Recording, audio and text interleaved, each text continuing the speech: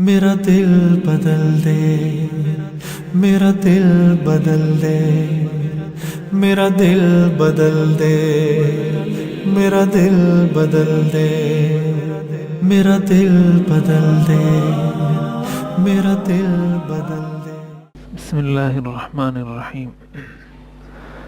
الحمد للہ رب العالمین والصلاة والسلام علی رسولہ محمد خاتم النبیین وامام المتقین وقائد الغر المحجلین وعلی آلہ واصحابہ اجمعین،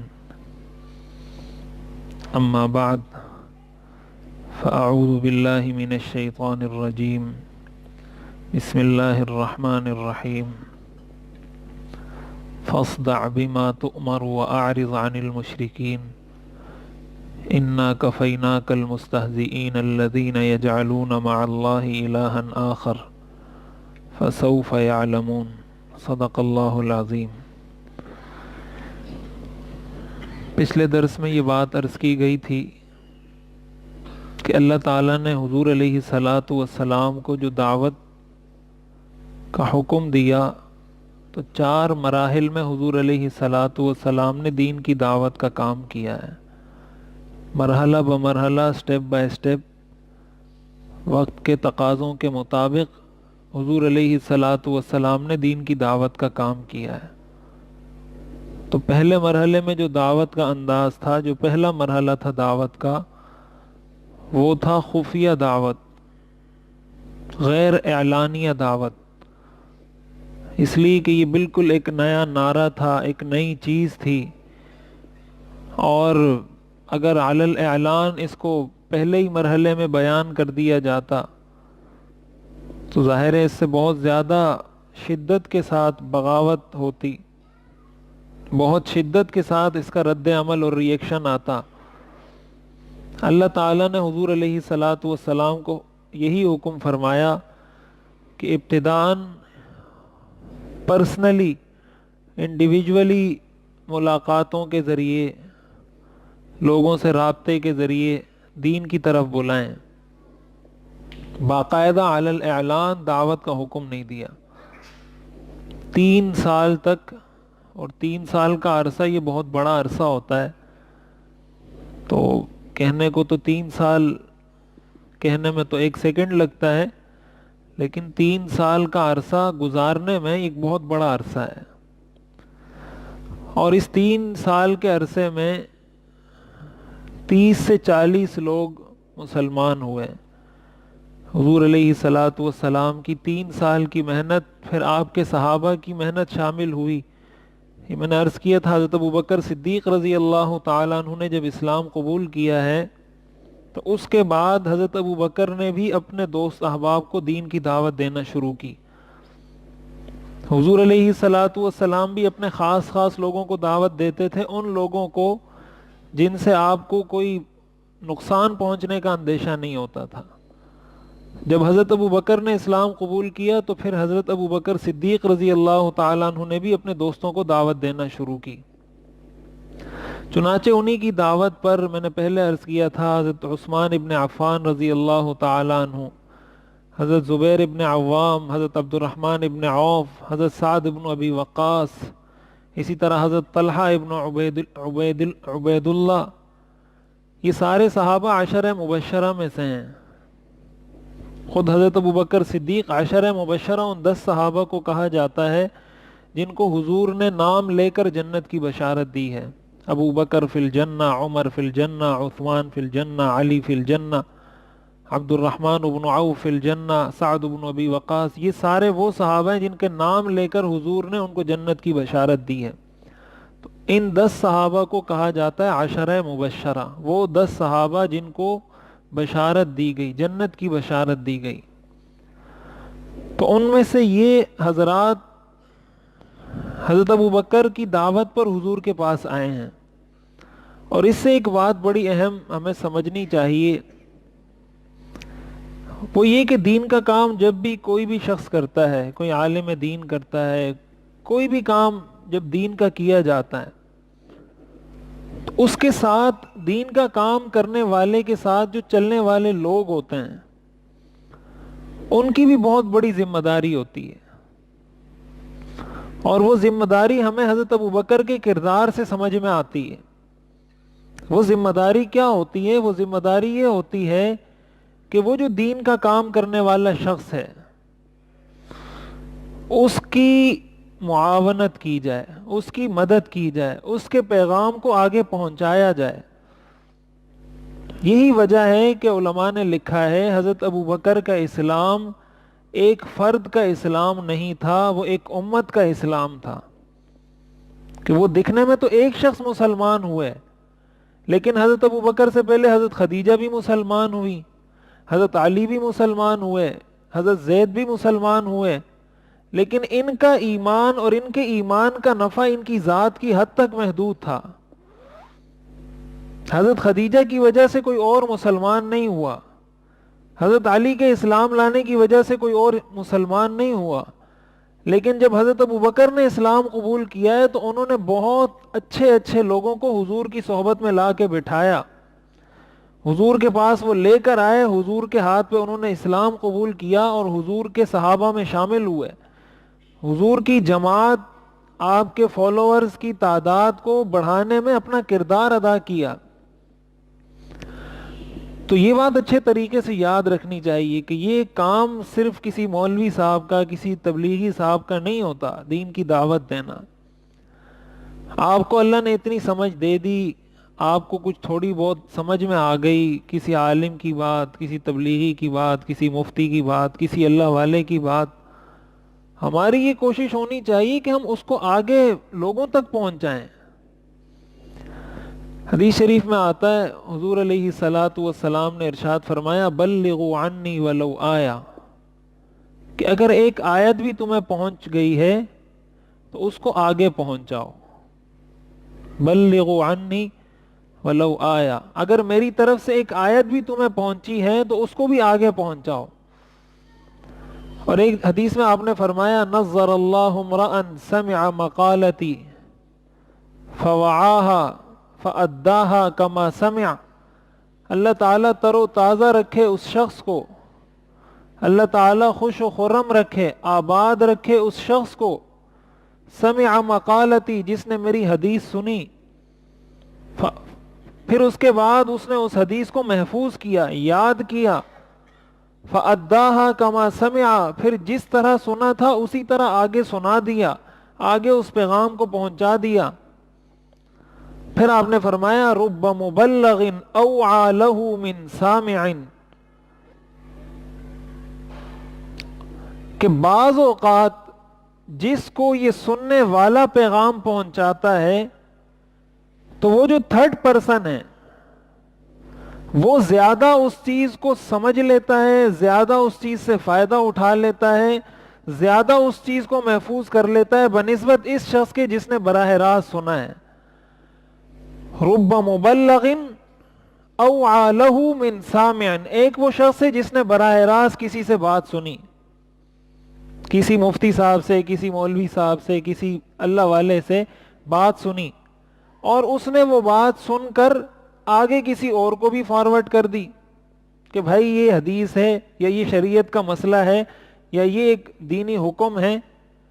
اب ممکن ہے اس سننے والے کو اتنا فائدہ نہ ہوا ہو، یہ صحیح حدیث میں سنا رہا ہوں، حضور علیہ الصلاۃ والسلام کا ارشاد ہے یہ، کہ ہو سکتا ہے سننے والے کو اس سے اتنا فائدہ نہ ہوا ہو جتنا فائدہ اس بات سے، اس حدیث سے، دین کے اس مسئلے سے وہ شخص اٹھائے گا جس کو یہ مسئلہ معلوم ہوا ہے اس سننے والے سے۔ تو اب اگر وہ اس سے فائدہ اٹھائے گا، اس کا مطلب یہ ہوا کہ جتنا فائدہ وہ شخص اٹھا رہا ہے اس میں پورا پورا حصہ اس سننے والے کا بھی ہے، کہ یہ خود تو فائدہ نہیں اٹھا سکا لیکن اتنا فائدہ اٹھا سکا کہ کم از کم اس نے آگے پہنچا دیا۔ اب وہ اس سے جتنا فائدہ اٹھائے گا اس سارے کا ثواب اس شخص کو بھی ملے گا جس نے یہ بات اس تک پہنچائی تھی۔ تو یہ بڑی اہم چیز ہے۔ حدیث شریف میں حضور علیہ الصلاۃ والسلام نے جب حجۃ الوداع کا خطبہ دیا تو اس موقع پر آپ نے فرمایا تھا فَلْيُبَلِّغِ الشَّاهِدُ الْغَائِبُ، کہ جو اس وقت مجمع میں موجود ہے وہ میرا یہ پیغام ان لوگوں تک پہنچا دے جو ابھی موجود نہیں ہیں۔ اگر صحابہ ہم تک یہ دین نہ پہنچاتے، یہ احادیث نہ پہنچاتے، یہ قرآن نہ پہنچاتے، تو آج تو ہمارے پاس کچھ بھی نہیں ہوتا۔ صحابہ نے تو اپنی زندگیاں قربان کی ہیں اس مقصد کے لیے کہ کسی طرح ہمارے پاس یہ دین اپنی اصل حالت میں پہنچ جائے۔ انہوں نے اپنی زندگیاں وقف کی ہیں، تب جا کر یہ دین آج ہمارے پاس محفوظ ہے۔ تو ہم اگر اپنی زندگی میں کچھ وقت، یہ جو میں عرض کرتا ہوں، جو بات آپ نے سنی یہاں پر، اور کچھ نہیں، آپ گھر میں جا کے کم از کم گھر والوں سے ہی اس کو ڈسکس کر لیں، اپنے گھر والوں کو ہی سنا دیں، بھائی آج ہم نے یہ بات سنی ہے، اس کا یہ خلاصہ ہے، اس سے ہمیں یہ سمجھنا چاہیے، یہ حضور علیہ الصلاۃ والسلام کی سیرت کا یہ درس ہے۔ اپنے بچوں کو سنا دیں، پھر بچوں سے ذرا پوچھیں، بھائی آپ نے اس کو سمجھا، آپ کو کیا سمجھ میں آیا؟ اب دیکھیں، ایک صورت یہ ہوگی، اس چیز کو سمجھنے کی کوشش کریں۔ ایک چیز یہ ہوتی کہ ہمارے ہاں ٹی وی پر ہر وقت سیرت کے دروس چل رہے ہوتے، علماء کے بیانات چل رہے ہوتے، اور جب بھی کوئی بچہ ٹی وی آن کرتا تو کبھی کسی عالم کی بات کان میں پڑتی، کبھی کسی کی کان میں پڑتی، کبھی کسی کی، تو پھر آپ کو ڈسکس کرنے کی ضرورت ہی نہیں تھی، چلو کچھ نہ کچھ اس کے کان میں پڑتا رہتا۔ ایسا تو ہے نہیں، وہ جب بھی ٹی وی آن کرے گا، جب بھی ریموٹ ہاتھ میں لے گا، تو اس کے سامنے یا کوئی خبریں چل رہی ہوں گی، یا کوئی ٹیبل ٹاک چل رہا ہوگا، یا کوئی بحث مباحثہ چل رہا ہوگا، یا کوئی ڈرامہ ہوگا، یا کوئی فلم ہوگی، یا کارٹون ہوگا۔ سیرت تو اس کو نہیں سننے کو ملے گی، تو وہ رستہ تو ویسے ہی بند ہے، اور آپ نے اپنا رستہ بھی بند کر دیا سمجھانے کا۔ کون سمجھائے گا بچوں کو؟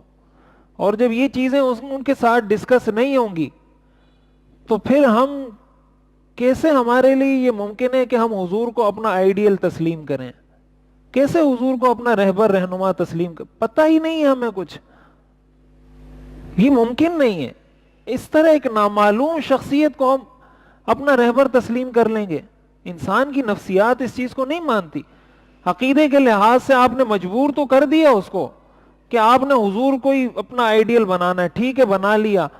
اب حضور نے یہ کام کس طریقے سے کیا تھا یہ تو مجھے نہیں پتا، یہ کس طریقے سے کیا تھا یہ مجھے نہیں پتا، یہ کیسے کیا تھا یہ مجھے نہیں پتا، گھر میں زندگی کیسی تھی نہیں پتا، باہر کیسی تھی نہیں پتا، دعوت کا کام کیسے کیا نہیں پتا۔ تو آئیڈیل بنانے کا مطلب کیا ہوتا ہے؟ زبان سے آئیڈیل بنانا ہوتا ہے۔ آئیڈیل وہ اسی وقت بنا پائیں گے جب ان کی زندگی میں بار بار اس کا گزر ہوگا، ان کے کانوں میں بار بار یہ آواز پڑے گی، تو پھر وہ سوچیں گے کہ یار ہم بھی کچھ اس طرح بننے کی کوشش کرتے ہیں۔ تو اس لیے، اور آج کل علماء یہ کہتے ہیں کہ آج کے دور میں تو دعوت کا کام بہت آسان ہو گیا ہے۔ دعوت کا ایک تو کام ہے تبلیغ کی صورت میں کہ آپ کسی کے پاس گھر جائیں، اس کو بلائیں مسجد میں، اس کو لے کر جائیں 24 گھنٹے میں سے روزے میں۔ ایک دعوت کا یہ اسلوب ہے۔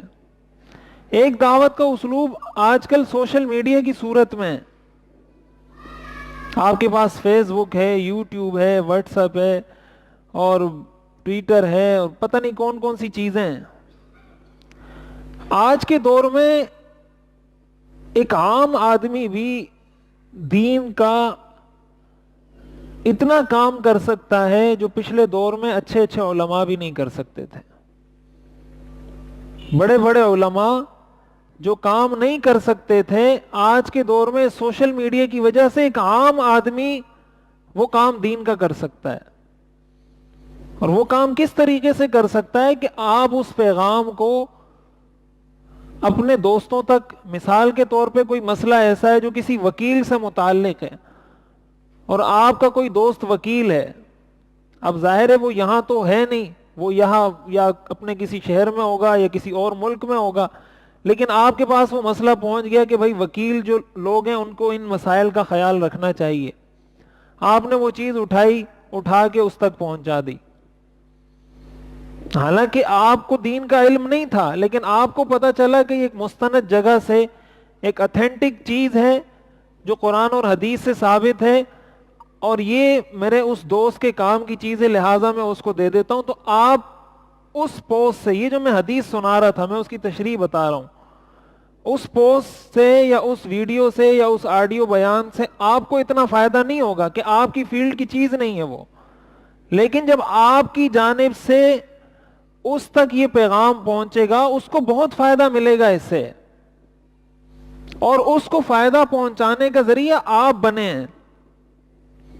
رب مبلغ اوعى له من سامع، بسا اوقات جس تک بات پہنچائی جاتی ہے وہ اس سے زیادہ فائدہ اٹھاتا ہے بنسبت اس شخص کے جس نے وہ بات پہنچائی ہوتی ہے۔ تو اتنا اللہ تعالیٰ نے آسان کر دیا ہمارے لیے۔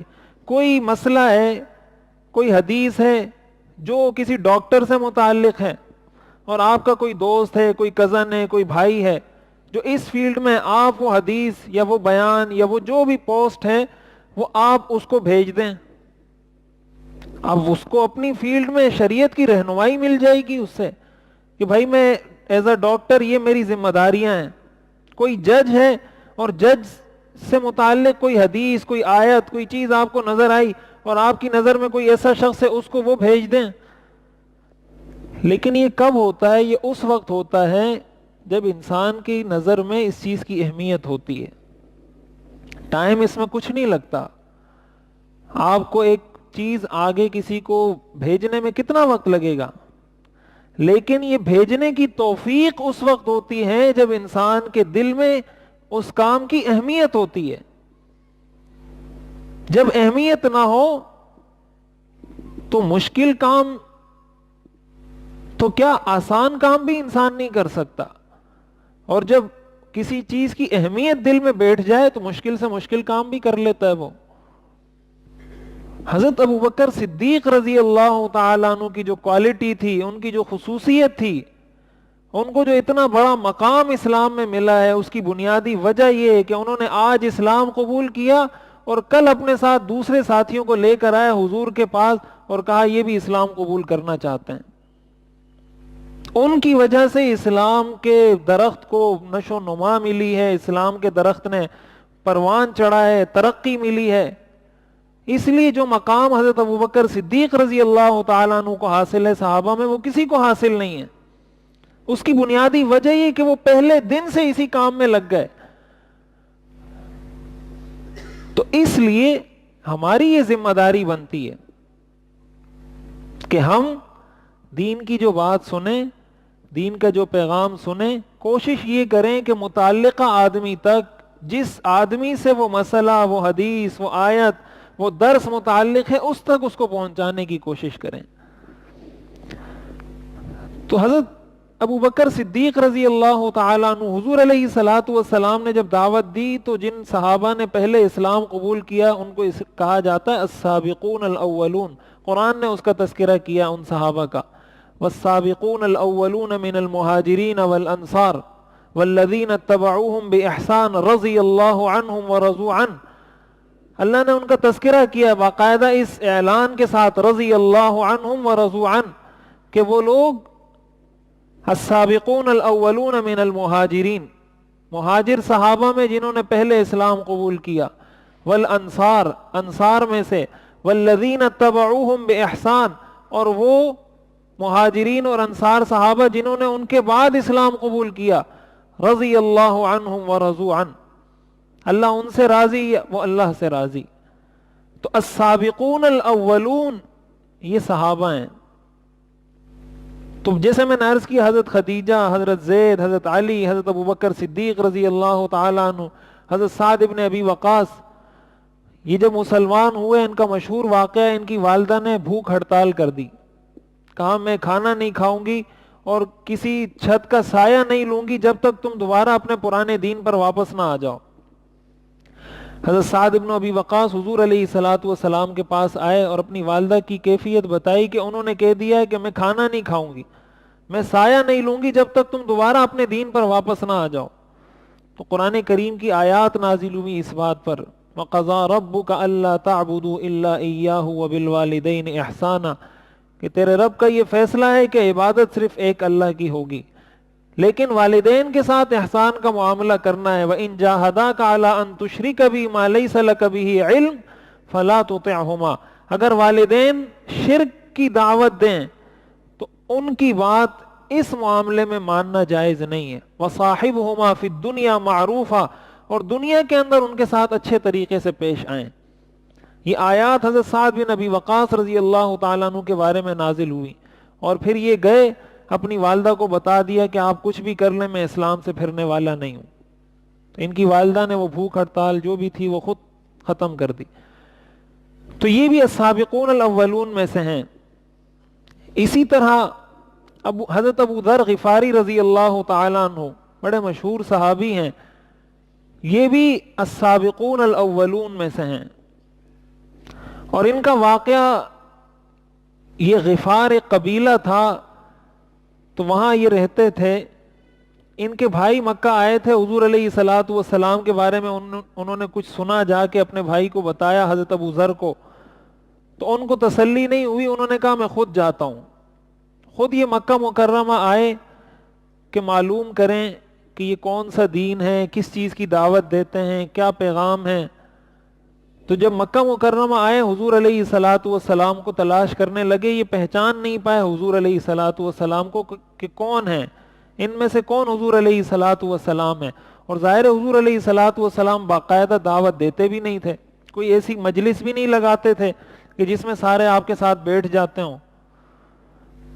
تو یہ پورا دن پھرتے رہے. یہ صحیح بخاری کی حدیث ہے، صحیح بخاری کی روایت ہے. پورا دن وہاں پھرتے رہے. حضور علیہ الصلوۃ والسلام کا ان کو پتہ نہیں چلا. کسی سے پوچھ نہیں سکتے تھے اس ڈر سے کہ پوچھوں گا تو مجھے تکلیف پہنچ جائیں گے، اس لیے کہ جو بھی مسلمان ہوتا تھا اس کو تکلیف پہنچائی جاتی تھی. کسی سے پوچھ بھی نہیں رہے تھے. رات ہو گئی. حضرت علی رضی اللہ تعالیٰ عنہ نے ان کو دیکھا تو کہ مہمان ہیں، کہیں اور سے آئے ہوئے ہیں. تو عرب کا یہ دستور تھا کہ 3 دن تک مہمان کو ٹھہراتے تھے اور اس سے یہ پوچھتے بھی نہیں تھے کہ آپ کیوں آئے ہیں. 3 دن بعد پوچھتے تھے کہ آپ کیوں آئے ہیں. 3 دن تک کسی مہمان سے یہ نہیں پوچھا جاتا تھا کہ آپ کیوں آئے ہیں. حضرت علی ان کو ساتھ لے گئے، رات وہاں گزاری. صبح ہوئی، دوبارہ وہ نکل آئے. پورا دن پھرتے رہے، حضور علیہ الصلوۃ والسلام کو تلاش کرنے کے لیے. پہچان نہیں پائے کہ کون ہے حضور علیہ الصلوۃ والسلام. دوسرے دن رات ہوئی. حضرت علی نے پھر حضرت ابو ذر کو کہا کہ آپ میرے ساتھ چلیں. تیسرے دن پھر صبح ہوئی. پورا دن حضور علیہ الصلوۃ والسلام کو تلاش کرتے رہے. پہچان نہیں پائے حضرت ابو ذر کہ کون ہے حضور علیہ الصلوۃ والسلام. اور اس سے ایک بات ہمیں یہ بھی معلوم ہوتی ہے کہ حضور کا انداز اپنے صحابہ میں رہنے کا کیسا تھا، کس انداز سے آپ اپنے صحابہ کے بیچ درمیان رہتے تھے. کوئی الگ آپ کی کوئی شان، کوئی الگ طور، کوئی الگ حساب کتاب نہیں ہوتا تھا. اور حضور علیہ الصلوۃ والسلام کو یہ چیز پسند بھی نہیں تھی. جب ایک باہر سے آنے والا شخص آتا تھا اس کو پتہ نہیں چلتا تھا صحابہ اور حضور جب بیٹھے ہوتے تھے کہ حضور کون سے ہیں اور صحابہ کون سے ہیں. 3 دن جب گزر گئے تو حضرت علی رضی اللہ تعالیٰ عنہ نے اس کے بعد پوچھا حضرت ابو ذر رضی اللہ تعالیٰ عنہ سے، الا تحدثنی ما الذی اقدمک. یہ صحیح بخاری کی حدیث ہے. حضرت علی نے فرمایا کہ اگر آپ مجھے بتانا پسند کریں کہ آپ کیوں تشریف لائے ہیں مکہ میں تو میں آپ کی کچھ رہنمائی کروں. تو حضرت ابو ذر نے کہا، ان اعطیتنی عہدا ومیثاقا لترشدنی فعلت. انہوں نے کہا کہ اگر آپ میرے ساتھ ایک وعدہ کریں کہ آپ میری صحیح رہنمائی کریں گے تو میں آپ کو بتا دیتا ہوں، ورنہ تو میں نہیں بتاتا. حضرت علی نے فرمایا کہ میں وعدہ کرتا ہوں، میں اگر رہنمائی کر سکوں گا تو میں آپ کی رہنمائی کروں گا. حضرت ابو ذر نے بتایا کہ میں اس طرح حضور علیہ الصلوۃ والسلام کے بارے میں معلومات لینے کے لیے آیا ہوں کہ یہ کس چیز کی دعوت دیتے ہیں، کیا کرتے ہیں. تو حضرت علی نے فرمایا فَإِنَّهُ حَقٌّ وَهُوَ رَسُولُ اللَّهِ. حضرت علی نے کہا کہ وہ حق ہیں اور وہ اللہ کے رسول ہیں. فَإِذَا أَصْبَحْتَ فَاتَّبِعْنِي. صبح تم ایسا کرنا، صبح جب ہو جائے میں گھر سے نکلوں گا، تم بھی میرے پیچھے پیچھے چلتے آنا. فَإِنِّي إِن رَأَيْتُ شَيْئًا أَخَافُهُ عَلَيْكَ قُمْتُ كَأَنِّي أُرِيقُ الْمَاءَ. میں چلتا رہوں گا، آپ نے میرے پیچھے پیچھے چلنا ہے، ساتھ نہیں چلنا ورنہ لوگ شک کریں گے. تو اگر مجھے کوئی ایسی چیز نظر آئے جس سے مجھے یہ پتہ چلے کہ کوئی نقصان ہو سکتا ہے، کوئی خوف کا اندیشہ ہے، تو میں یوں کھڑا ہو جاؤں گا جیسے میں کہیں پانی بہا رہا ہوں، پانی ڈال رہا ہوں. تو میرے اس اشارے سے آپ سمجھ جانا کہ یہاں کوئی خطرہ ہے، تو آپ میرے پیچھے پھر نہیں آنا، پھر وہاں سے کہیں اور چلے جانا۔ یہ صحیح بخاری کی حدیث ہے۔ یہ میں اکثر یہ بات عرض کرتا رہتا ہوں کہ مومن آدمی بے وقوف نہیں ہوتا، مومن آدمی سمجھدار ہوتا ہے، عقل مند ہوتا ہے۔ ہمارے ہاں لوگ یہ سمجھتے ہیں جو جتنا پکا مومن ہوگا اتنا بڑا بے وقوف ہوگا۔ یہ بالکل غلط تصور ہے، اسلام اس چیز کی اجازت ہی نہیں دیتا۔ تو حضرت علی نے فرمایا کہ اگر مجھے خوف محسوس ہوا تو میں اس انداز سے کھڑا ہو جاؤں گا گویا میں کہیں پانی ڈال رہا ہوں، تو تم سمجھ جانا کہ آگے کوئی خطرہ ہے، تم وہاں سے چلے جانا، اور اگر میں نے ایسا کچھ نہیں کیا، چلتا رہا، تو تم میرے پیچھے چلتے رہنا۔ بہرحال حضرت علی چلتے رہے، حضرت ابو ذر ان کے پیچھے چلتے رہے، چلتے چلتے حضور علیہ الصلوۃ والسلام کے پاس پہنچ گئے۔ حضور علیہ الصلوۃ والسلام کے پاس جب گئے تو حضور علیہ الصلوۃ والسلام سے کچھ سوالات کیے، اور وہیں حضور علیہ الصلوۃ والسلام کے ہاتھ پر حضرت ابو ذر نے اسلام قبول کر لیا۔ پھر حضور علیہ الصلوۃ والسلام نے ان سے کہا ارجع الی قومک فاخبرہم حتی یأتیک امری۔ حضور نے فرمایا ابھی آپ یہاں سے چلے جائیں اور اپنی قوم کو دین کی دعوت دیں، یہاں تک کہ میرا کوئی حکم آپ کو پہنچے، میں آپ کو دوبارہ طلب کروں، یا کوئی نیا حکم نامہ میری طرف سے پہنچے، اس وقت تک آپ یہاں سے اپنے علاقے میں چلے جائیں، وہاں دین کا کام کریں جو کر سکتے ہیں۔ اس کی وجہ یہی تھی، میں پہلے بتا چکا ہوں کہ یہ جو 3 سال کا عرصہ تھا یہ خفیہ دعوت کا موقع تھا، اور خفیہ دعوت اللہ تعالیٰ نے اس کا حکم دیا تھا۔ اس لیے حضور نے حضرت ابو ذر چونکہ مکہ مکرمہ کے رہنے والے نہیں تھے، تو آپ نے ان کو فرمایا کہ آپ اپنے علاقے میں جائیں، وہاں کے لوگوں کو دین کی دعوت دیں۔ تو یہ کہنے لگے والذی نفسی بیدہ لأصرخن بہا بین ظہرانیہم، انہوں نے کہا اللہ کی قسم جس کے قبضے میں میری جان ہے، میں خفیہ نہیں، میں چیخ چیخ کر لوگوں کو دین کی دعوت دوں گا۔ انہوں نے کہا میں اس کو حق سمجھتا ہوں، یہ صحیح بات ہے، میں خفیہ نہیں، میں چیخ چیخ کر لوگوں میں اعلان کروں گا کہ یہ حق بات ہے۔ یہ مسجد سے نکلے اور اسی طرح چیختے ہوئے، وہیں کفار مکہ نے ان کو پکڑا، ان کو گرایا، مارنا شروع کر دیا۔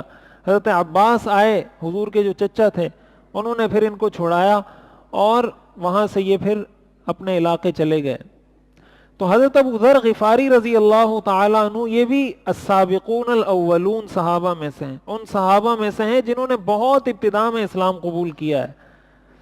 اسی طرح انہی میں سے حضرت سعید بن زید جو حضرت عمر کے بہنوئی تھے، حضرت عمر کی بہن تھی فاطمہ بنت خطاب جو مسلمان ہوئی تھی، اور ان کے شوہر تھے حضرت سعید بن زید، یہ بھی ان لوگوں میں سے تھے جنہوں نے بالکل ابتداء میں اسلام قبول کیا تھا۔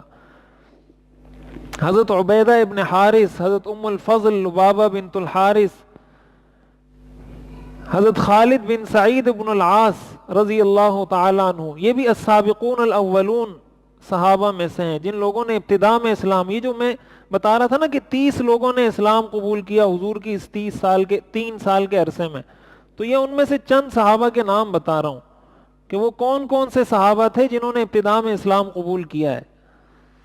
تو حضرت خالد بن سعید انہوں نے بھی ابتداء میں اسلام قبول کیا ہے، اور ان کے جو والد تھے سعید بن العاص، یہ قریش کے سردار تھے، اور ان کی قریش میں اتنا ایک رعب تھا، ان کی ایک الگ شخصیت تھی کہ جس دن یہ عمامہ باندھتے تھے تو پورے قریش میں کوئی بھی شخص عمامہ نہیں باندھتا تھا۔ یعنی ان کی عزت اور ان کے مرتبے اور مقام کی وجہ سے جس دن یہ سعید بن العاص جو حضرت خالد بن سعید کے والد ہیں، جس دن یہ عمامہ باندھتے تھے، عمامہ باندھنا عزت کی نشانی ہوتی تھی، تو اس دن پورے قریش میں کوئی دوسرا شخص عمامہ نہیں باندھتا تھا کہ کہیں میں اس کی ٹکر میں یا اس کے مقابلے میں نہ سمجھا جاؤں۔ تو حضرت خالد بن سعید رضی اللہ تعالیٰ عنہ نے ایک خواب دیکھا، اور خواب یہ دیکھا کہ یہ کسی گڑھے میں گر رہے ہیں۔ حضور علیہ الصلوۃ والسلام آئے اور ان کو اس گڑھے میں گرنے سے بچایا۔ تو جب صبح ہوئی یہ حضور علیہ الصلوۃ والسلام کی خدمت میں آئے اور پوچھنے لگے اِلَامَ تَدْعُو یا محمد، کہ اے محمد آپ کس چیز کی دعوت دیتے ہیں؟ آپ نے فرمایا ادعوک الی عبادت اللہ وحدہ لا شریک لہ، کہ میں آپ کو اللہ کی عبادت کی دعوت دیتا ہوں جس کا کوئی شریک نہیں، وَأَن تَخْلَعَ مَا أَنْتَ عَلَيْهِ مِنْ عِبَادَةِ حَجَرٍ لَا يَسْمَعُ وَلَا يُبْصِرُ وَلَا يَضُرُّ وَلَا يَنْفَعُ. اور اس بات کی دعوت دیتا ہوں کہ جن پتھروں کی تم پوجا کرتے ہو، جو نہ سنتے ہیں نہ دیکھتے ہیں، نہ نفع پہنچاتے ہیں نہ نقصان پہنچاتے ہیں، ان کی عبادت سے باز آ جاؤ.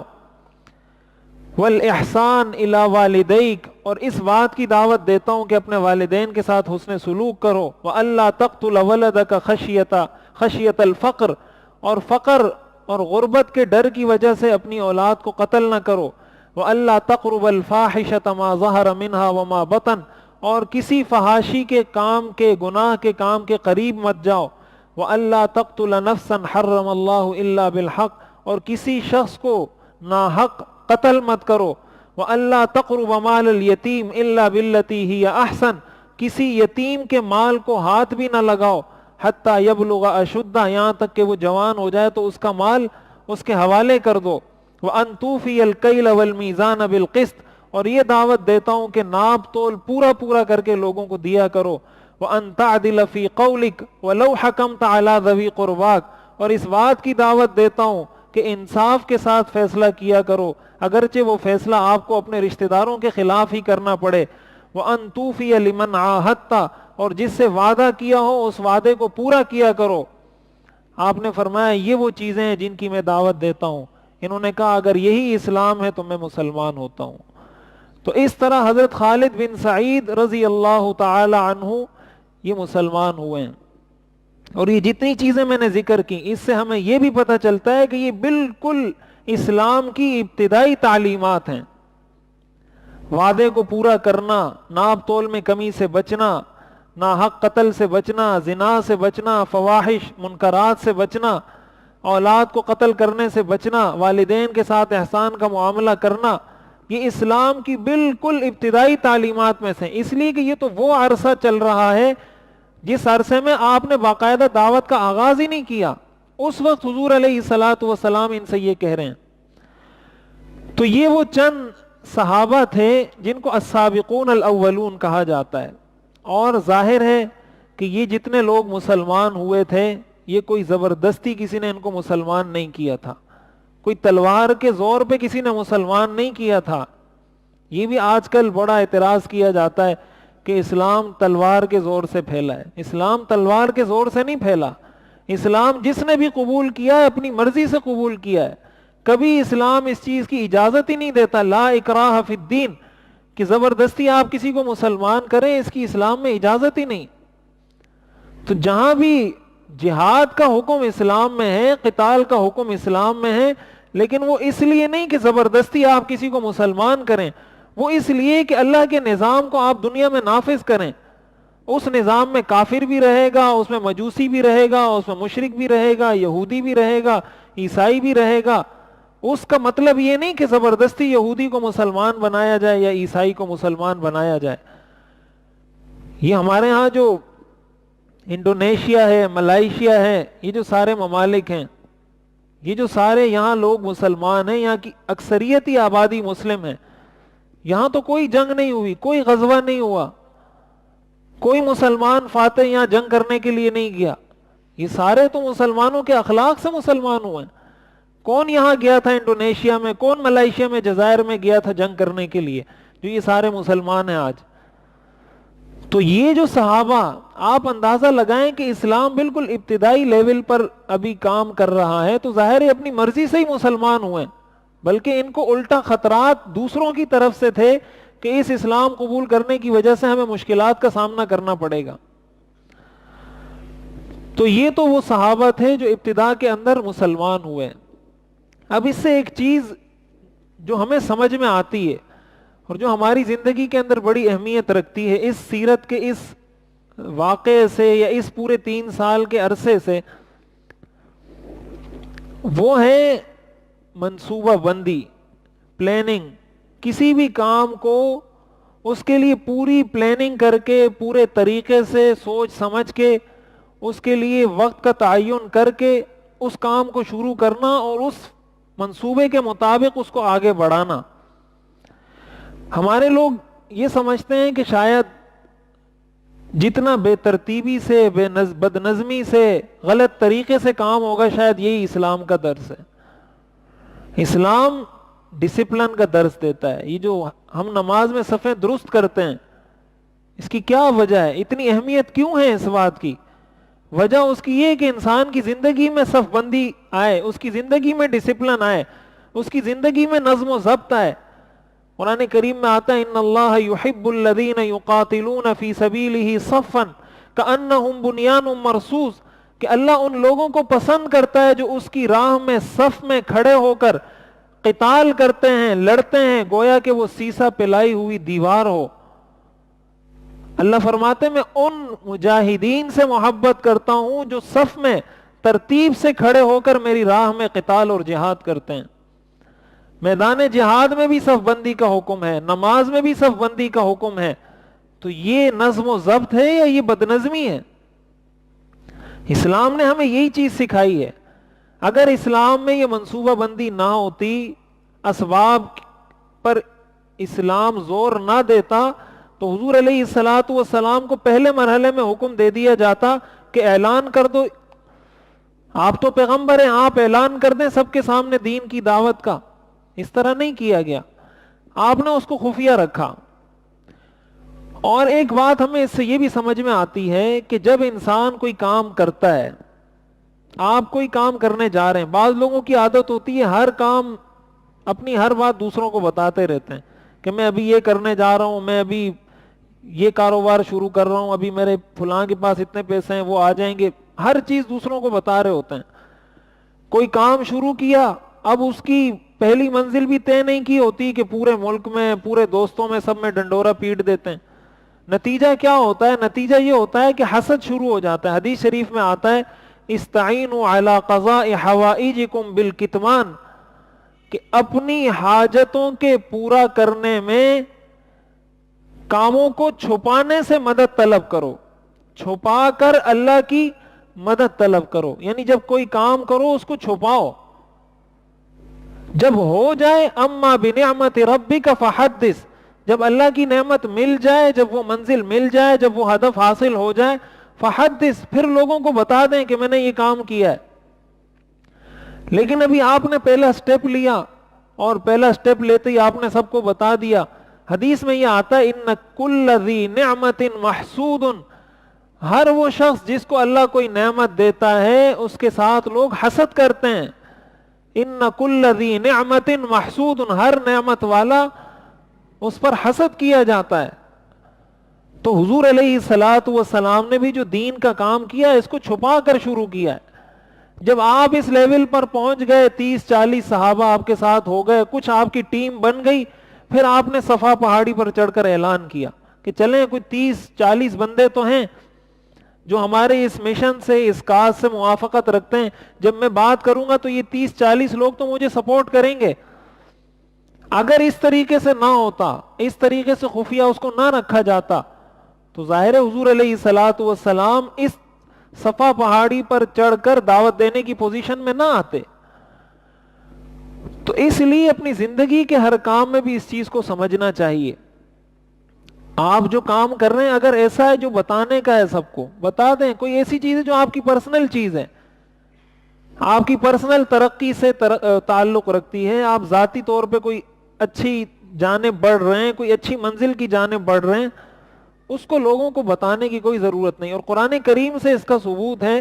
حضرت یوسف علیہ السلام نے جب خواب دیکھا تو حضرت یوسف علیہ السلام اپنے والد کے پاس آئے اور کہا انی رأیت 11 کوكبا والشمس والقمر رأیتهم لی ساجدین, کہ میں نے دیکھا ہے کہ 11 ستارے اور سورج اور چاند مجھے سجدہ کر رہے ہیں.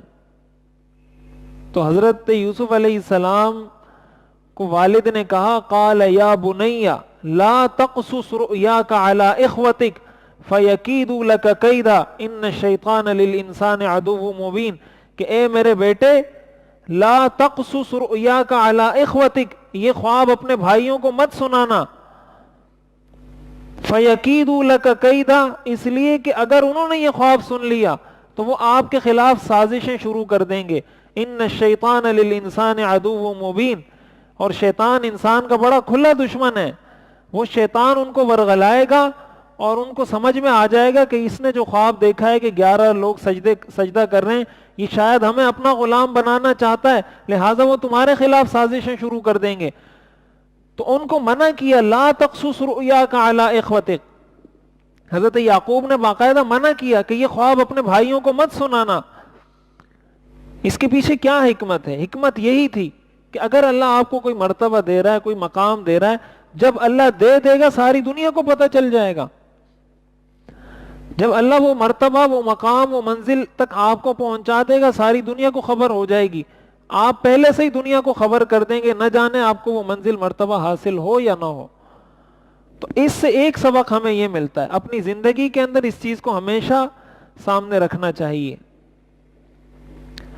اب اس کے بعد جو دوسرا مرحلہ ہے دعوت کا، حضور علیہ الصلاۃ والسلام نے جب 3 سال کا یہ عرصہ اور یہ پیریڈ مکمل ہوا تو قرآن کریم کی آیات نازل ہوئی، فاصدع بما تؤمر واعرض عن المشرکین، جو حکم آپ کو دیا جا رہا ہے اب اس کو کھول کر بیان کر دیجئے، اب اس کو علی الاعلان بیان کر دیجئے، واعرض عن المشرکین، اور مشرکین سے اعراض برتیے، انا کفیناک المستہزئین، جو آپ کا مذاق اڑانے والے ہیں ان سے ہم آپ کو کافی ہیں۔ جب حضور علیہ الصلاۃ والسلام کو یہ حکم ہوا تو حضور علیہ الصلاۃ والسلام صفا پہاڑی پر چڑھے۔ یہ اس وقت کا ایک سمجھیں لاؤڈ سپیکر تھا اس زمانے کا، کہ جس نے اعلان کرنا ہوتا تھا وہ پہاڑی پر چڑھ کر اعلان کرتا تھا، اس زمانے کا ایک ذریعہ تھا لوگوں تک پیغام پہنچانے کا۔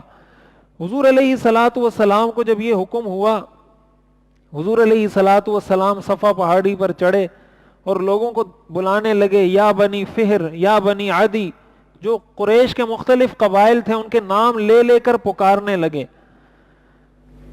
تو ظاہر اس وقت پہاڑی پر چڑھ کر جو بھی شخص بلاتا تھا تو وہ کوئی اہم بات ہوتی تھی تو سارے لوگ جمع ہو جاتے تھے، جو خود نہیں آ سکتا تھا وہ اپنے کسی اور آدمی کو بھیج دیتا تھا کہ تم جاؤ، یہ کیا اعلان کیا جا رہا ہے، پھر مجھے آ کے بتا دینا۔ تو اس طریقے سے سارے لوگ آ گئے اعلان سننے کے لیے، حضور علیہ الصلاۃ والسلام نے سب کو جمع کیا۔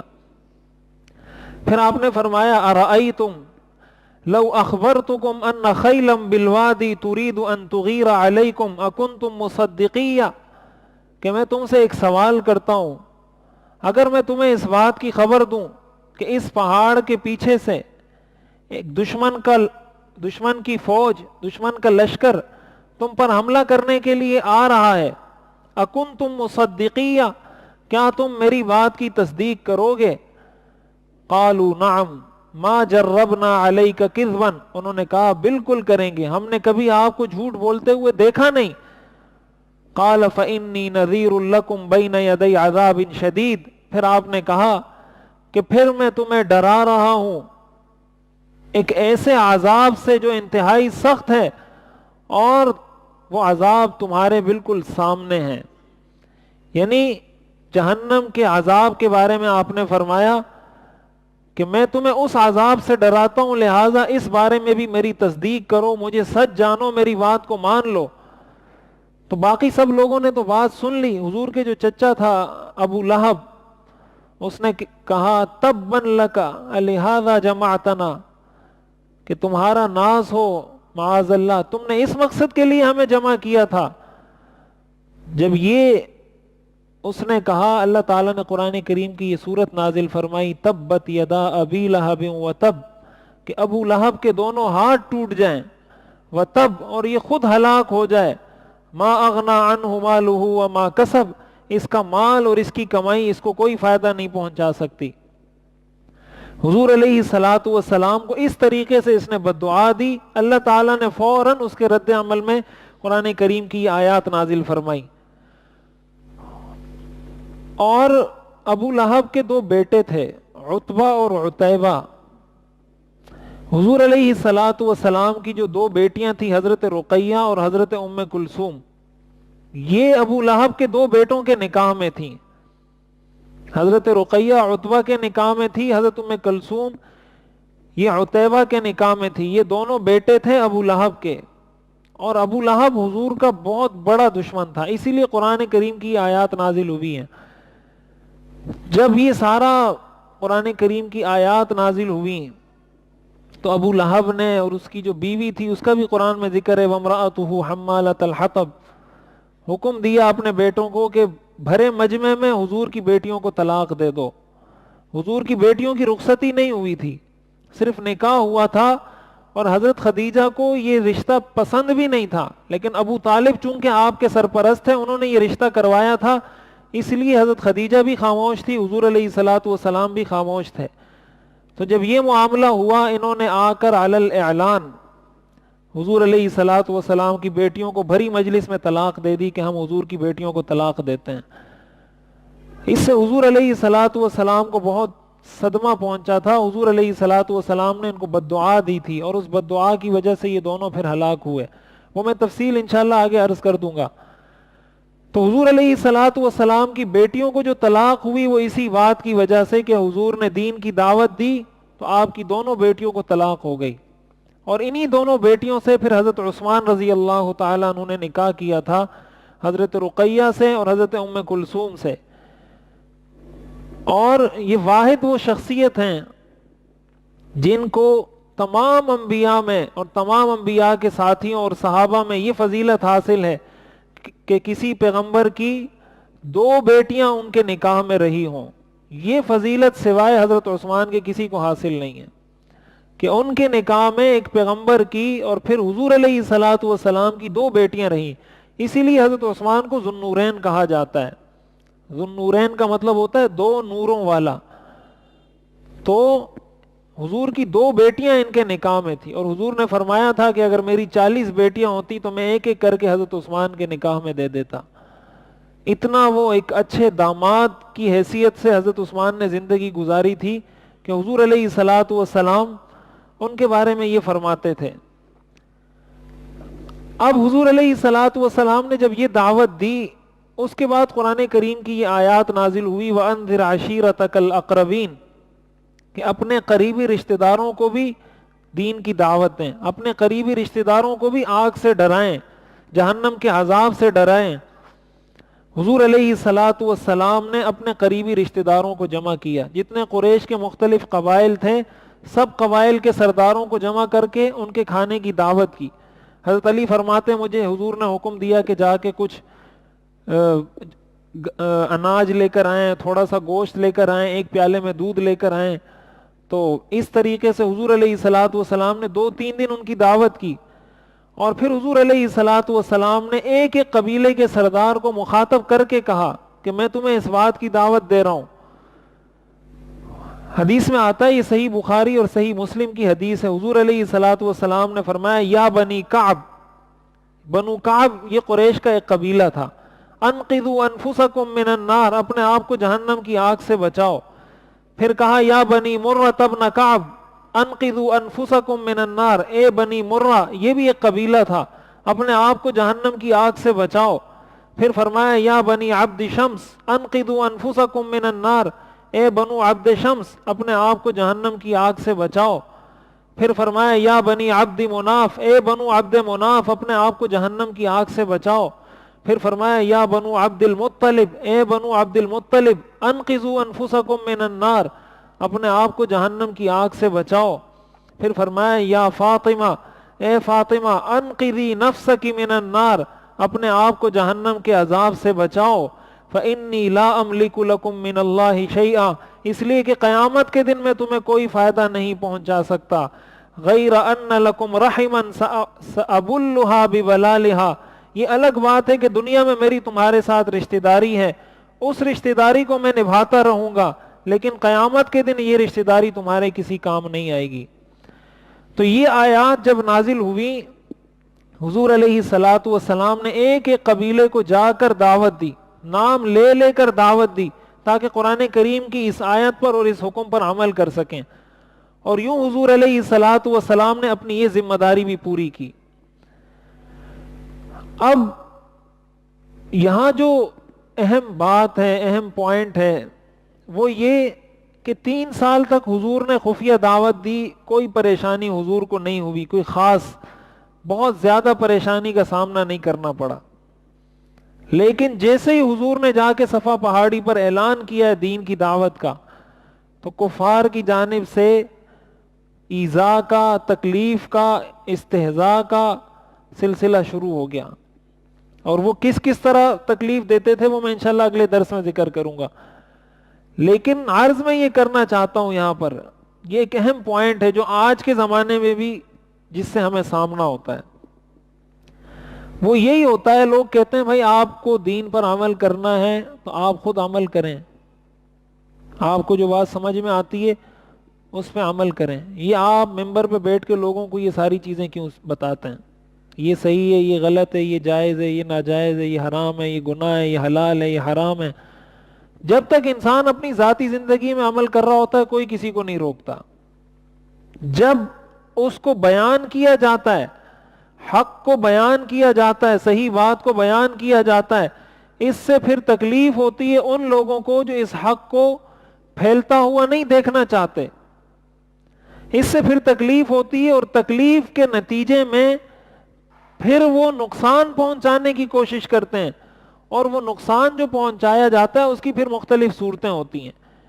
قریش نے بھی جو نقصان پہنچایا تھا اس کی مختلف صورتیں تھیں. کبھی مذاق اڑاتے تھے, کبھی کہتے تھے پاگل ہے, کبھی کہتے تھے شاعر ہے, کبھی کہتے تھے ساحر ہے, کبھی کہتے تھے یہ بے وقوف ہے, کبھی کہتے تھے اس کو پتہ نہیں مال اور دولت کی ہوس ہے, کبھی کہتے تھے ان کو بادشاہت کی ہوس ہے, کبھی پروپیگنڈا کرتے تھے, کبھی صلح کی بات کرتے تھے کہ ہمارے ساتھ صلح کر لو. یہ مختلف طریقے تھے, اور یہی مختلف طریقے آج بھی دین کا کام کرنے والوں کے خلاف آزمائے جاتے ہیں. یہ مدارس کے خلاف, علماء کے خلاف جو ہمارے ہاں اتنا جو پروپیگنڈا کیا جاتا ہے, مدارس دہشت گردی کے اڈے ہیں, یا مدارس میں دہشت گردی کی تعلیم دی جاتی ہے. مدارس میں کون سی دہشت گردی کی تعلیم دی جاتی ہے؟ ظاہر ہے مدارس میں جو تعلیم دی جاتی ہے وہ امریکہ کو کسی بھی حال میں پسند نہیں ہے. مدارس میں جو تعلیم دی جاتی ہے وہ امریکہ کو کیوں پسند ہوگی؟ مدارس میں اسلام سکھایا جاتا ہے, امریکہ کو اسلام پسند نہیں ہے. تو اب وہ یہ تو کہنے سے رہا کہ اسلام دہشت گرد ہے, یہ اگر کہے گا تو ہر مسلمان کہے گا کہ یہ امریکہ کیا بات کر رہا ہے. لیکن جب وہ یہ کہے گا کہ مدارس دہشت گرد ہیں, مولوی دہشت گرد ہیں, تو سارے مان لیں گے کہ ہاں مدارس دہشت گرد ہیں, مولوی دہشت گرد ہیں. اشفاق احمد نے لکھا ہے کہ جب یہ لبرل لوگ اللہ کو گالی دینا چاہتے ہیں تو اللہ کو تو گالی دے نہیں سکتے, مجبوراً مولوی کو گالی دیتے ہیں. مولوی کو گالی دینے کا مقصد ان کا ہوتا ہے, اللہ کو گالی دینا مقصد ہوتا ہے. لیکن اللہ کو براہ راست گالی دیں گے, وہیں کوئی غلط دبا دے گا اس کا, وہ تو دے نہیں سکتے. نتیجہ کیا ہوتا ہے؟ کسی مولوی کو, کسی مدرسے کو, کسی مسجد کو, کسی طالب علم کو, کسی پر کوئی ایسا الزام دھر دیں گے کہ جس سے اس کا مقصد بھی پورا ہو جائے گا اور بچ بھی جائے گا وہ. تو اس لیے یہ بات اچھے طریقے سے یاد رکھنی چاہیے کہ یہ جو ہتھ کنڈے ہیں, دین کا کام کرنے سے روکنے کے لیے جو ہتھ کنڈے استعمال کیے جاتے ہیں, یہ کوئی نئے نہیں ہیں, یہ کوئی جدید نہیں ہے, یہ سارے پرانے ہیں. اور یہ سارے پرانے میں آپ کو اگلے درس میں بتاؤں گا کہ اس کو کس طرح جدید پیرائے میں پیش کیا گیا ہے.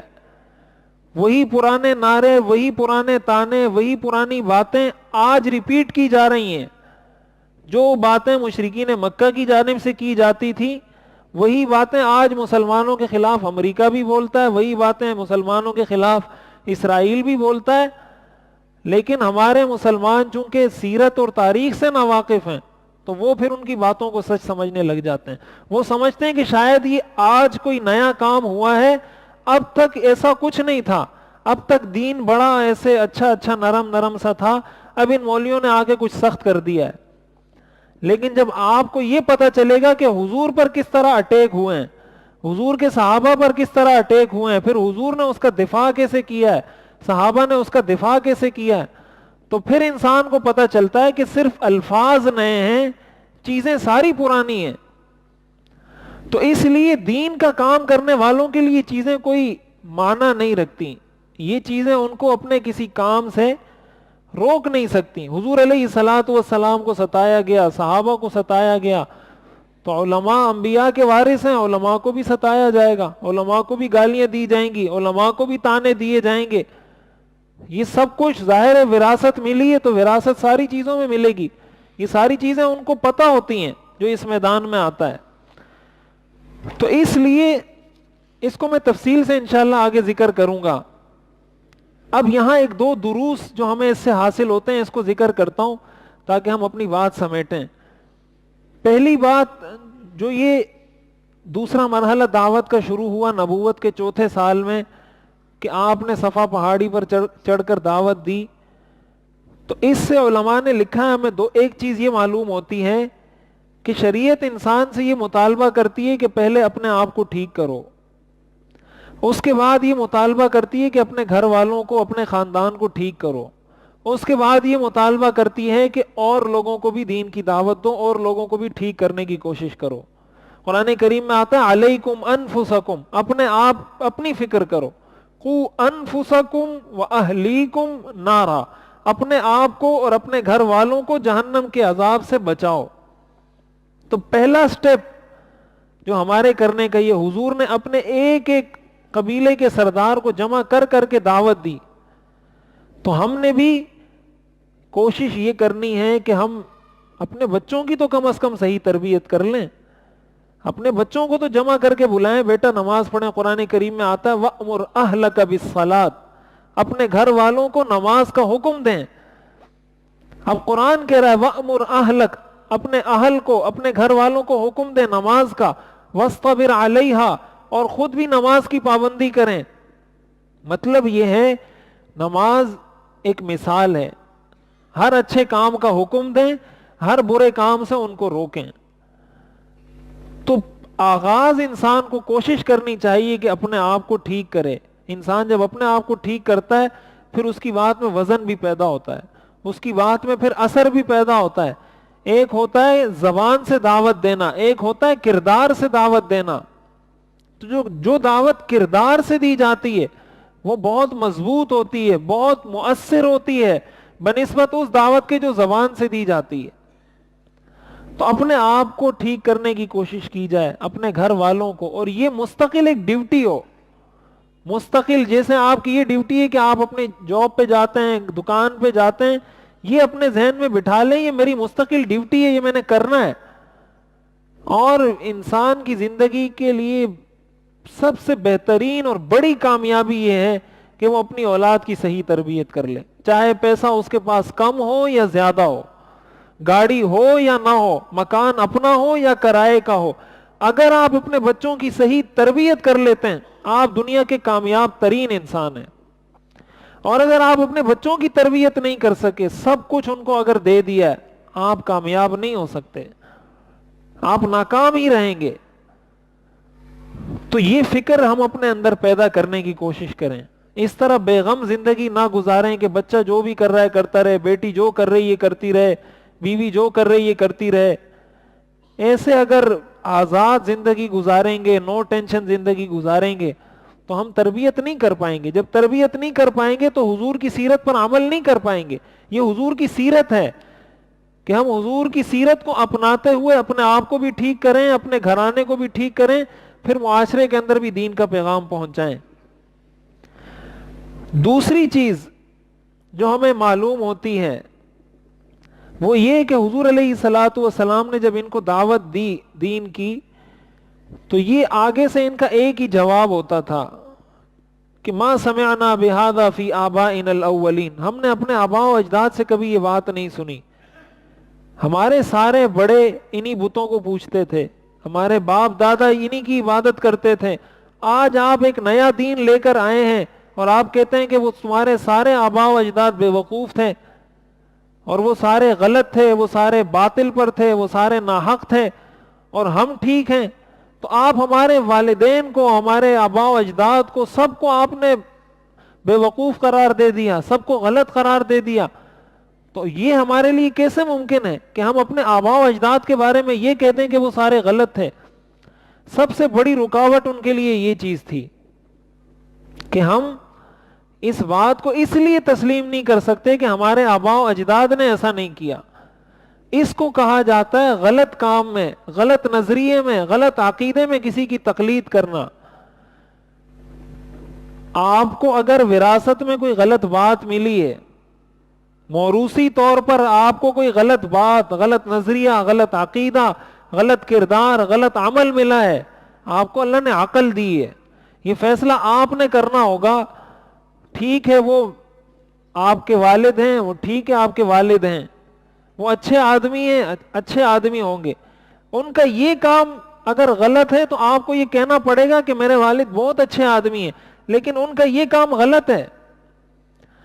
ایسا نہیں ہو سکتا کہ آپ کے والد ہیں چونکہ تو آپ کہیں میرے والد جو بھی کر رہے ہیں وہ اچھا ہی کریں گے، چاہے وہ اچھا ہو یا برا، لیکن میرے والد نے کیا تو اچھا ہی ہوگا. شریعت اس چیز کی اجازت نہیں دیتی. آپ کا کوئی پیر صاحب ہے، آپ کا کوئی مولوی صاحب ہے، آپ کا کوئی بڑا ہے، ٹھیک ہے آپ اس کی پیروی کرتے ہیں، کریں. وہ ایک غلط کام کر رہا ہے، آپ یہ کہتے ہیں کہ چونکہ پیر صاحب نے کیا تو بس ٹھیک ہے. اس کی شریعت اجازت نہیں دیتی. شریعت یہ کہتی ہے کہ شریعت کو فالو کرو. اس لیے ہمارے ہاں بہت سارے گمراہ لوگ گمراہی میں اس لیے رہ پاتے ہیں کہ وہ اپنے ماحول میں، اسی ماحول میں پلے بڑے. یہ حق کی جستجو، حق کی طلب نہیں ہوتی. وہ کہتے ہیں بس میرے والد کا یہ مذہب تھا، میری امی کا یہ تھا، دادا کا یہ تھا، بس میرا بھی یہی ہوگا، یہ ٹھیک ہے، بس وہ بھی اس پہ چل رہے تھے، ہم بھی اس پہ چل رہے ہیں. یہی بات مشرکین مکہ کیا کرتے تھے. تو آپ کو خود یہ فیصلہ کرنا ہوگا کہ کیا ٹھیک ہے اور کیا غلط ہے. اور یہاں ایک بات یہ بھی بتا دوں کہ ایک ہوتا ہے غلط کام میں کسی کی تقلید کرنا، ایک ہوتا ہے اچھے کام میں کسی کی تقلید کرنا. بعض لوگ جب اس چیز کی بات کرتے ہیں تو وہ پھر اچھی تقلید کو بھی اسی میں رگڑ دیتے ہیں کہ اچھی بات میں بھی کسی کو فالو کرنا یا کسی کی تقلید کرنا یہ بھی کوئی گناہ کا کام ہے. تو اچھی بات میں تقلید کرنا یہ گناہ نہیں ہے، یہ عین ثواب ہے، یہ عین ایمان ہے. غلط کام میں کسی کو فالو کرنا یہ گناہ کا کام ہے، یہ ناجائز ہے. ایک آدمی نماز پڑھتا ہے، آپ اس کو دیکھ رہے ہیں کہ یہ نماز پڑھتا ہے، آپ بھی نماز پڑھتے ہیں اس کو دیکھ کے، تو آپ اچھے کام میں اس کی تقلید کر رہے ہیں. ایک آدمی روزہ رکھتا ہے، آپ نے دیکھا، آپ کو بھی شوق ہوا کہ میں بھی روزہ رکھتا ہوں، آپ نے بھی روزہ رکھنا شروع کر دیا. تو اچھے کام میں جو تقلید کی جاتی ہے یہ شریعت میں قابل تعریف ہے. برے کام میں جو تقلید کی جاتی ہے یہ شریعت میں قابل مذمت ہے، اس کی شریعت اجازت نہیں دیتی. اور یہاں ایک بات یہ بھی تقلید کے حوالے سے عرض کروں کہ تقلید کی جب بات کی جاتی ہے تو ہم عموماً یہ کہا جاتا ہے تقلید کے بارے میں تقلید شرک ہے، اور یہ امام ابو حنیفہ کو مانتے ہیں اور حدیث کو نہیں مانتے. اس پہ میں بہت تفصیل سے پہلے بات کر چکا ہوں. ابھی ویسے یہ بات آئی تو میں سرسری ایک بات عرض کرتا ہوں کہ جو تقلید کی جاتی ہے ائمہ کی، یہ بات اچھے طریقے سے یاد رکھنی چاہیے، اس کو سمجھنا چاہیے. مسلمات میں کبھی بھی کسی امام کی تقلید نہیں ہوتی. مثال کے طور پر ہم جو اللہ کو ایک مانتے ہیں وہ اس لیے نہیں مانتے کہ امام ابو حنیفہ نے کہا ہے کہ اللہ ایک ہے تو ہم کہتے ہیں اللہ ایک ہے. اللہ کو ہم ایک اس لیے مانتے ہیں کہ قرآن نے کہا ہے اللہ ایک ہے تو ہم بھی کہتے ہیں اللہ ایک ہے. حضور علیہ الصلوۃ والسلام کو جو خاتم النبیین مانتے ہیں اس لیے نہیں مانتے کہ امام ابو حنیفہ نے کہا ہے کہ حضور علیہ السلام خاتم النبیین ہے، وہ اس لیے کہتے ہیں کہ قرآن نے کہا خاتم النبیین ہے. تو پہلی بات، عقائد میں کسی کی تقلید نہیں ہوتی، عقائد میں کوئی کسی کی تقلید نہیں کرتا. نمبر 2، وہ چیزیں جو قرآن اور حدیث سے واضح بغیر کسی اختلاف کے ثابت ہیں اس میں بھی کوئی کسی کی تقلید نہیں کرتا. ہم جو 5 نمازیں پڑھتے ہیں یہ اس لیے نہیں پڑھتے کہ امام ابو حنیفہ نے کہا ہے کہ 5 نمازیں پڑھیں، یہ اس لیے پڑھتے ہیں کہ قرآن اور حدیث میں ہمیں حکم ہے 5 نمازیں پڑھنی ہے تو پڑھ رہے ہیں. کوئی امام اگر کہے گا کہ نہیں پڑھیں تو ہم امام کو کہیں گے کہ یہ امام غلط بات کر رہا ہے، اس لیے کہ قرآن اور حدیث کا واضح حکم ہے.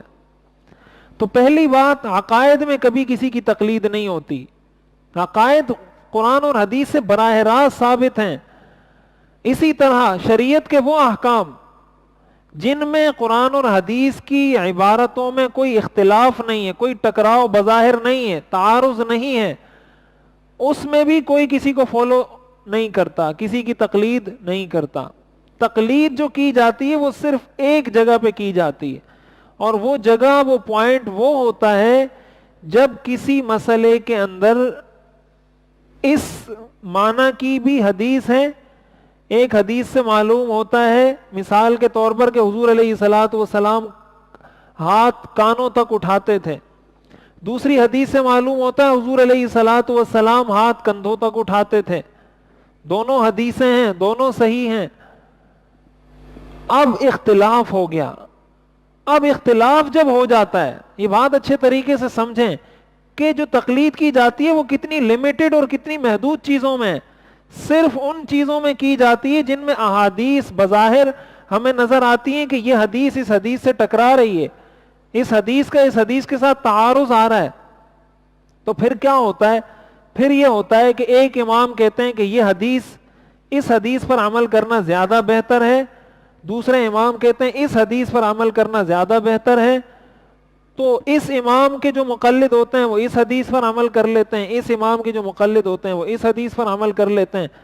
وہ عمل حقیقت میں حدیث ہی پر کر رہے ہوتے ہیں، جو تقلید کی جا رہی ہوتی ہے وہ اس وجہ سے کی جا رہی ہوتی ہے کہ نصوص کے اندر قرآن اور حدیث کی عبارتوں میں بظاہر ایسا اختلاف تھا جو ایک عام آدمی بیٹھ کے حل نہیں کر سکتا، کہ ایک حدیث سے یہ معلوم ہو رہا ہے، عام آدمی تو پاگل ہو جائے گا۔ اب اس کو کیا پتا کون سی حدیث منسوخ ہوتی ہے، کون سی حدیث ناسخ ہوتی ہے، کہاں دو حدیثوں کو آپس میں کیسے جمع کیا جائے گا، کہاں کس حدیث کو قبول کیا جائے گا، کس حدیث کو قبول نہیں کیا جائے گا، کون سی حدیث دوسری حدیث پر اس کو ترجیح حاصل ہوگی، کس کو ترجیح حاصل نہیں ہوگی۔ ایک عام آدمی کے ہاتھ میں اگر آپ دے دیتے ہیں تو احادیث کے ذخیرے میں آپ کو بہت ساری روایات ملیں گی، لیکن اس میں سے کچھ روایات ایسی ہوں گی جو منسوخ ہو گئی ہیں، کچھ روایات ایسی ہوں گی جنہوں نے ان پرانی چیزوں کو نسخ کیا ہے۔ عام آدمی کو کیا سمجھ میں آئے گا؟ تو علماء اس کے لیے کہتے ہیں بھائی آپ کے لیے آسانی پھر اس میں ہے کہ آپ یہ چار ائمہ ہیں، امت نے ان چار ائمہ کو اپنا امام تسلیم کیا ہے، اور ان چاروں کا جو مذہب اور مسلک ہے وہ قرآن اور حدیث پر مبنی ہے، لہٰذا آپ ان میں سے کسی ایک کے فہم پر، کسی ایک کی سمجھ پر اعتماد کر لیں کہ انہوں نے ان احادیث کو پورا سمجھنے کے بعد جو نتیجہ اخذ کیا ہے وہ ٹھیک ہوگا، لہٰذا میں ان کو فالو کرتا ہوں۔ تو جو تقلید کی جاتی ہے وہ صرف اس ایک مسئلے میں کی جاتی ہے، اور وہ مسئلہ ہوتا ہے کہ جہاں پر نصوص کا آپس میں بظاہر ہمیں تعارض نظر آتا ہو۔ تو اس کو اچھے طریقے سے سمجھنا چاہیے۔ لوگ ساری چیزوں کو تقلید کے کھاتے میں ڈال دیتے ہیں، تو عقائد میں بھی تقلید نہیں ہے، ان چیزوں میں بھی تقلید نہیں ہے جو قرآن اور حدیث سے ثابت ہیں، اور اس کے مقابلے میں قرآن اور حدیث میں کوئی اور آیت یا کوئی اور حدیث نہیں، اس میں بھی کسی کی تقلید نہیں ہوتی۔ تقلید صرف اختلافی مسائل میں ہوتی ہے، اور اختلافی مسائل میں ہوتی ہے عوام کی آسانی کے لیے۔ آپ مجھے بتائیں کون ایسا آدمی ہے جس کو ہم یہ کہیں بھئی یہ بخاری، مسلم، ابو داؤد پکڑیں، اور ایک ہی موضوع پر بخاری میں ایک روایت ہے، اسی موضوع پر بخاری میں ایک اور روایت ہے، اسی موضوع پر مسلم میں ایک اور روایت ہے۔ اب عام آدمی کو عربی نہیں آتی، وہ ان حدیثوں کو جمع کیسے کرے گا؟ جب جمع نہیں کر سکتا تو علماء کہتے ہیں بھائی کسی ایک کو فالو کر لو جس نے جمع کر لیا، وہ کہتے ہیں یہ انہوں نے شرک کر لیا۔ اس میں شرک کی بات کہاں سے آ گئی؟ تو یہ جو تقلید کی جاتی ہے یہ نہ شرک ہے، نہ یہ ناجائز ہے، بلکہ یہ واجب ہے، آپ پر لازم ہے کہ آپ نے کسی کو فالو کرنا ہوگا۔ اور جو یہ کہتے ہیں کہ ہم تقلید نہیں کرتے وہ بھی تقلید کرتے ہیں، وہ بھی تو اپنی مسجد کے امام کی باتیں لا لا کے لوگوں کو سنا رہے ہوتے ہیں نا۔ کچھ حدیثیں یاد کی ہوں گی، 10 15 20 25 احادیث یاد کی ہوں گی، باقی باتیں تو وہ بھی اپنے امام سے سن کے لوگوں کو بتا رہے ہوتے ہیں۔ تو آج 1400 سال کے آدمی کی آپ تقلید کریں وہ زیادہ بہتر ہے، یا صحابہ کے دور کے لوگوں کی اتباع اور تقلید کریں وہ زیادہ بہتر ہے، جنہوں نے براہ راست صحابہ سے علم حاصل کیا ہے، جن کا تعلق براہ راست صحابہ کے ساتھ تھا؟ ان کی سمجھ، ان کا فہم زیادہ بہتر ہوگا یا آج کے مولوی صاحب کا زیادہ بہتر ہوگا؟ تو اس لیے اکثر یہ لوگ جو ہے نا یہ لوگوں کو کنفیوز کرنے کی کوشش کرتے ہیں، اور ان قرآنی آیات کو پیش کرتے ہیں کہ مشرکین مکہ بھی یہی کہتے تھے کہ ما سمعنا بہذا فی آبائنا الاولین، کہ ہم نے تو آباء و اجداد کو ایسے کرتے ہوئے دیکھا ہے لہٰذا ہم بھی ایسے ہی کریں گے، ہمارے بڑے ایسے کرتے تھے لہٰذا ہم بھی ایسے ہی کریں گے، تو وہ کہتے ہیں تم بھی وہی کام کر رہے ہو جو مشرکین مکہ کرتے تھے۔ اب حیرت کی بات یہ، مشرکین مکہ بت پرستی کرتے تھے، بت پرستی میں اپنے آباء و اجداد کو فالو کرتے تھے، ہم حدیث پر عمل کرنے میں اپنے ائمہ کو فالو کرتے ہیں تاکہ حدیث پر عمل کر سکیں۔ تو اس کو اس سے جوڑنا کوئی تک نہیں بنتا، کوئی اس کا آپس میں جوڑ نہیں سوائے تعصب کے، اور انسان جب تعصب کی چادر اس کی آنکھوں پہ چڑھتی ہے تو پھر کچھ نظر نہیں آتا۔